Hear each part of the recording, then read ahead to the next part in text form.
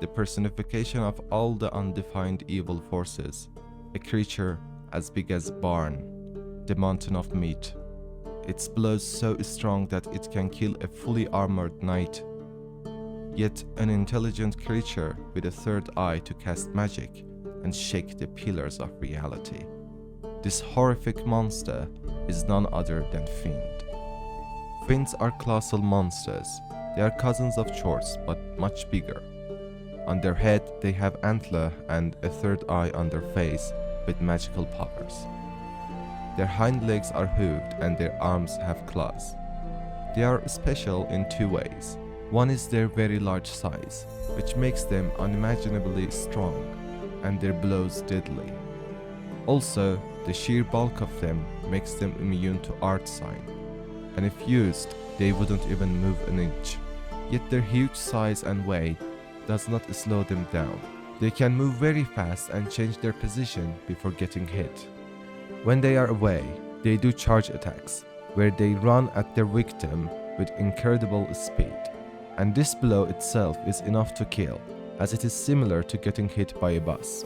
In close range, they do sweeping attacks, which again deals a lot of damage. Second special thing about them is their third eye, or to be more precise, the use of their third eye.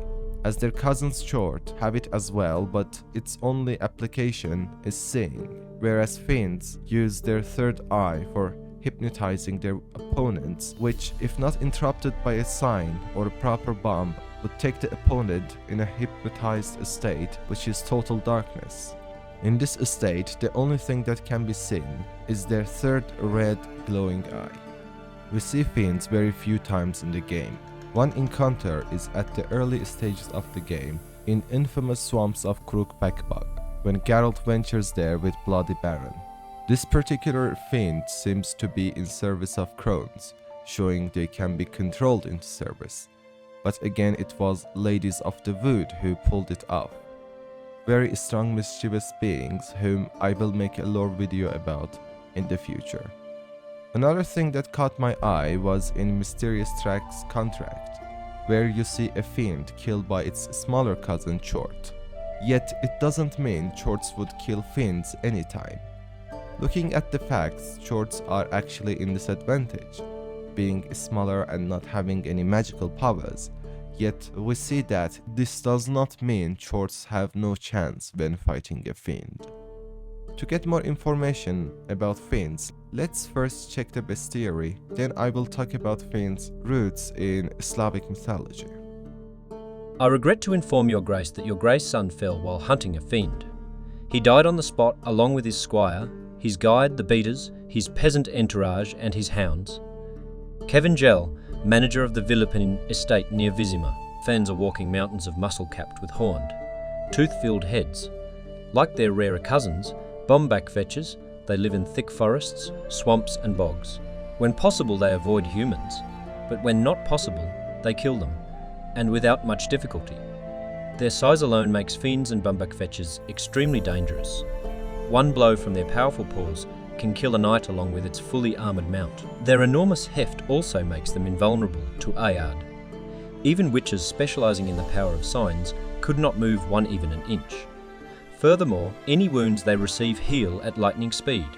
If that weren't trouble enough, Fiends need not rely on their strength and stamina alone with fighting. They can also call on a more refined weapon. The third eye located in the centre of their forehead, which they use to draw their prey into a state of hypnosis. During these times, their victim does not see anything beyond this single burning eye, the last thing they see before their death. A Fiend's only weakness is its fear of loud noises. Bombs such as Samum or Devil's Puffball are thus quite effective when fighting this monster. Furthermore, a blade covered in relict oil can increase a witch's chances of victory, or at least of walking away from the fight. They say every journey made in the Skellige Isles ends in adventure, and sometimes that adventure ends in death. Such was the case for a group of adventure-seeking Skelliges who set out in search of treasure in forgotten ruins, which turned out to lie in the hunting grounds of a powerful fiend known as Morwood. The Witcher knew there was little room for error in a fight with such a creature. A moment of carelessness and the beast could hypnotise him with its third eye, then tear him to shreds while he remained in a trance. Morvod was a particularly large individual, so one could presume fast attacks would not prove effective against it, and that its blows would kill anyone not protected with heavy armour or the Quen sign.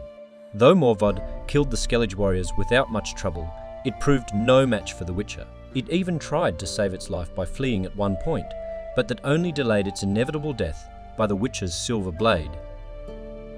Fiend is called beast in Polish.